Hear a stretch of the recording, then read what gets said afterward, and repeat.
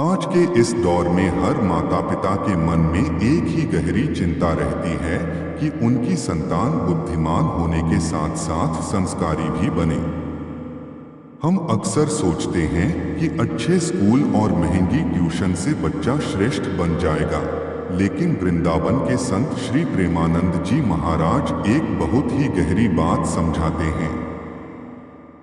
महाराज जी कहते हैं कि बालक उस गीली मिट्टी के समान है जिसे कुम्हार यानी माता पिता जैसा चाहे वैसा आकार दे सकते हैं। महाराज जी के सत्संग का सबसे मुख्य सार यही है कि बच्चा वह नहीं सीखता जो आप उसे उपदेश देते हैं, बल्कि वह वही सीखता है जो वह आपको करते हुए देखता है। यदि आप चाहते हैं कि आपका बच्चा संयमित रहे, शांत रहे और बड़ों का आदर करे, तो सबसे पहले आपको अपने आचरण में वही पवित्रता लानी होगी। घर का वातावरण ही बच्चे की पहली पाठशाला है। यदि घर में क्लेश है, ईर्ष्या है या अपशब्दों का प्रयोग होता है, तो आप बच्चे को कितने भी संस्कार सिखा लें, वह भीतर से अशांत ही रहेगा। इसलिए अपने आचरण को आदर्श बनाइए ताकि बच्चा आपको देखकर गौरव महसूस करे। बुद्धि की तीक्ष्णता और मन की शांति के लिए महाराज जी भोजन की शुद्धि पर बहुत जोर देते हैं। वे कहते हैं कि जैसा अन्न वैसा मन। जिस घर में सात्विक भोजन बनता है और भगवान को भोग लगाकर उसे प्रसाद रूप में ग्रहण किया जाता है, वहां रहने वाले बच्चों की बुद्धि अपने आप सात्विक और कुशाग्र होने लगती है। बाजार की तामसिक चीजों और अभक्ष्य पदार्थों से बच्चों को दूर रखना चाहिए, क्योंकि अशुद्ध आहार मन में चंचलता और विकार पैदा करता है। संस्कारों की अगली कड़ी है संगति। महाराज जी अक्सर सचेत करते हैं कि कुसंगति एक धीमे जहर की तरह है। आज के समय में कुसंगति केवल बाहर के मित्रों तक सीमित नहीं है, बल्कि मोबाइल और इंटरनेट के माध्यम से वह आपके बच्चे के कमरे तक पहुंच चुकी है। माता पिता को चाहिए कि वे बच्चों के साथ मित्रवत व्यवहार करें ताकि बच्चा अपनी हर बात उनसे साझा कर सके। उन्हें महापुरुषों, संतों और वीरों की कहानियां सुनाएं। जब बालक ध्रुव, प्रहलाद और अभिमन्यु के चरित्र को सुनेगा, तो उसके भीतर धर्म और साहस के बीज अपने आप अंकुरित होंगे। महाराज जी एक और अद्भुत बात कहते हैं कि बच्चों को केवल किताबी ज्ञान न दें, उन्हें सेवा का महत्व समझाएं। जब बच्चा अपने दादा दादी के पैर दबाता है, घर के छोटे कामों में हाथ बंटाता है या किसी असहाय की मदद करता है, तो उसके भीतर का अहंकार मिटने लगता है। यही वह विनम्रता है जो उसे समाज में सम्मान दिलाती है। सच्चा बुद्धिमान वही है जो अपनी बुद्धि का प्रयोग दूसरों के कल्याण के लिए करे, न कि केवल स्वार्थ के लिए। अंत में सबसे प्रभावशाली सूत्र है नाम जप की शक्ति। महाराज जी बताते हैं कि यदि बच्चा प्रतिदिन कुछ समय के लिए शांत बैठकर भगवान नाम का आश्रय लेता है, तो उसकी एकाग्रता शक्ति अद्भुत रूप से बढ़ जाती है। यह कोई अंधविश्वास नहीं, बल्कि मन को नियंत्रित करने का उच्चतम मार्ग है। एक आध्यात्मिक बच्चा कभी भी अवसाद या गलत रास्तों पर नहीं भटकता, क्योंकि उसके पास ईश्वर का सहारा होता है। परवरिश का अर्थ केवल सुख सुविधाएं देना नहीं है, बल्कि एक मजबूत चरित्र का निर्माण करना है।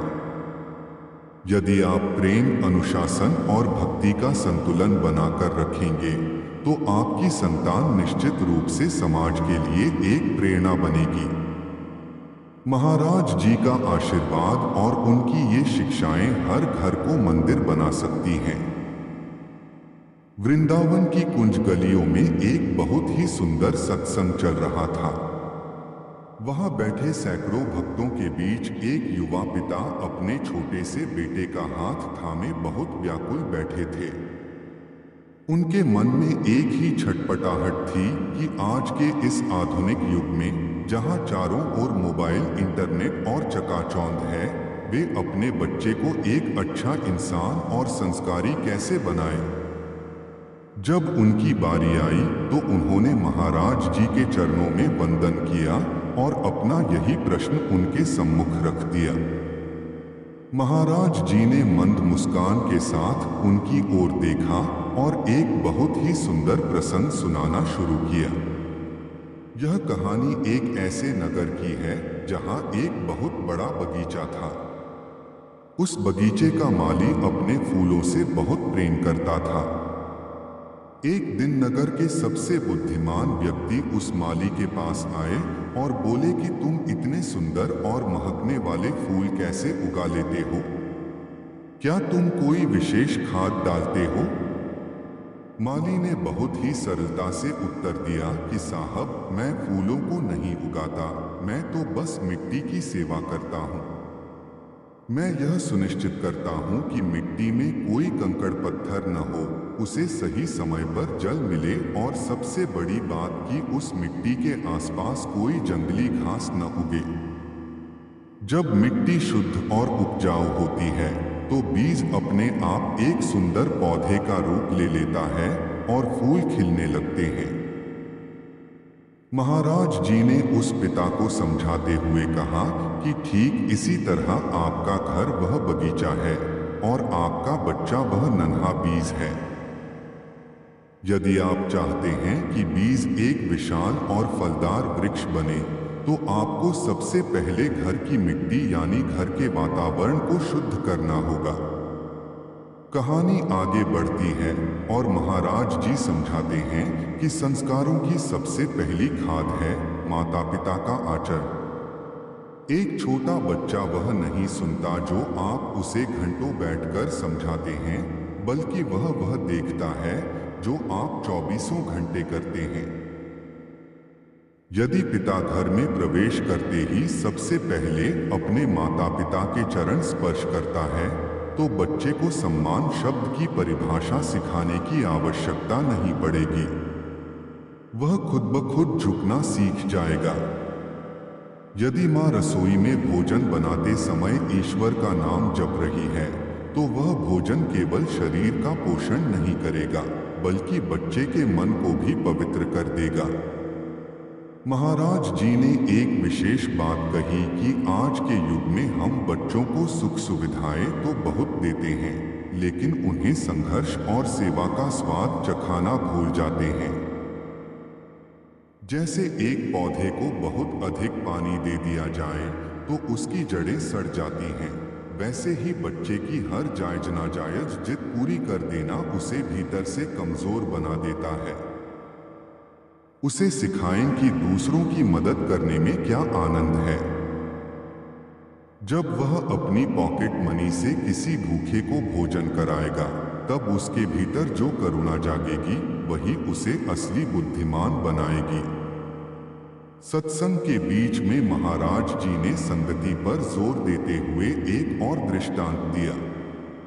उन्होंने कहा कि जैसे चंदन के वृक्ष के पास रहने वाले अन्य पौधे भी सुगंधित हो जाते हैं, वैसे ही बच्चों को सत्संग और महापुरुषों के चरित्र के करीब रखें। उन्हें मोबाइल की आभासी दुनिया से निकालकर रामायण और महाभारत के उन प्रसंगों की ओर ले जाएं जहां त्याग, प्रेम और साहस की बातें हों।